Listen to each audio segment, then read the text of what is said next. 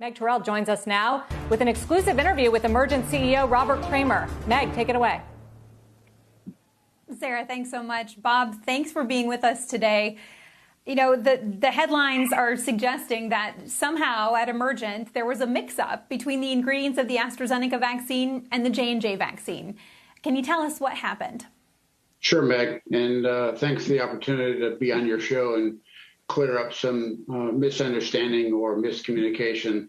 So first of all, let me say that the team at Emergent has been working for many, many months to get to the point where we are today, having stood up a dedicated, durable manufacturing process for the J&J product as well as for AstraZeneca.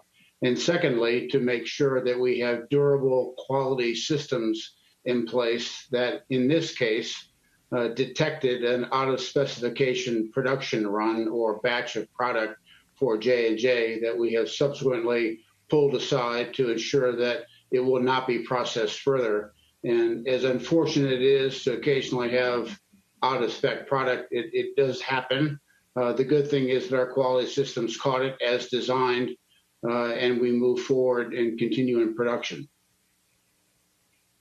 Well, it's good that it was caught, and folks should know that these are not doses that have been released, and they don't affect anything that's already out there on the market. I know there have been some concerns about that, but how did something like this happen? Are there really adequate quality controls in place there at the facility? You know, a lot of folks we talk with say it's really not something that should happen, that an ingredient from one vaccine should be contaminating another vaccine in the plant.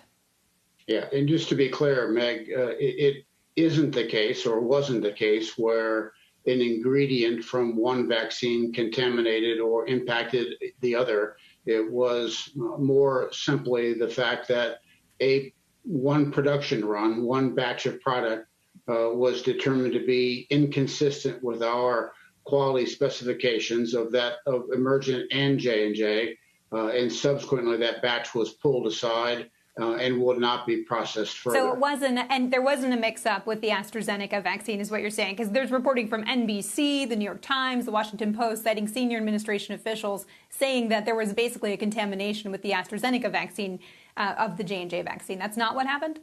So it was, again, it was an out-of-specification result for one batch of product. And to put it in proper context, Meg, for your viewers, this was one of many, many other batches of product that has been successfully manufactured in accordance with our and J&J's product specifications. And again, it's unfortunate that it happened, but it's one of many batches that have been successfully manufactured. And just the size, I mean, is kind of eye-popping. This was enough ingredient, essentially, drug substance, to make 15 million doses. It sounded like from the New York Times is reporting it wasn't caught for a few days, and maybe that amounted to the larger amount of vaccine that this was going to create. Is that right? It was enough for 15 million doses? Well, it was one batch, and I've seen as well where that has been equated to 15 million doses. All I can say, Meg, is it's one batch. And just a reminder that part of our work with J&J is to scale up the manufacturing process so we can make this as efficient as possible and be in a position to make the product available to J&J to meet their supply chain requirements. And we understand that, you know, the plant needs to be authorized by the FDA in order for you to be able to manufacture and release these J&J, not these J&J doses, but J&J doses you will be making at the plant there. What kind of timing do you expect for the FDA to authorize the plant, and do you expect this could delay it?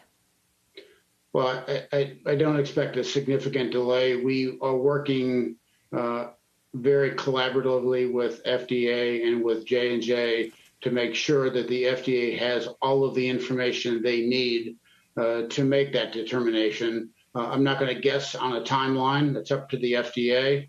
All I can say is we remain confident and committed to do whatever we can to collaboratively work through this process and support the eventual EUA approval for our Bayview facility for J&J. All right, Bob Kramer, that's all the time we have. Thank you very much for being with us today. Shepard Smith here. Thanks for watching CNBC. on YouTube.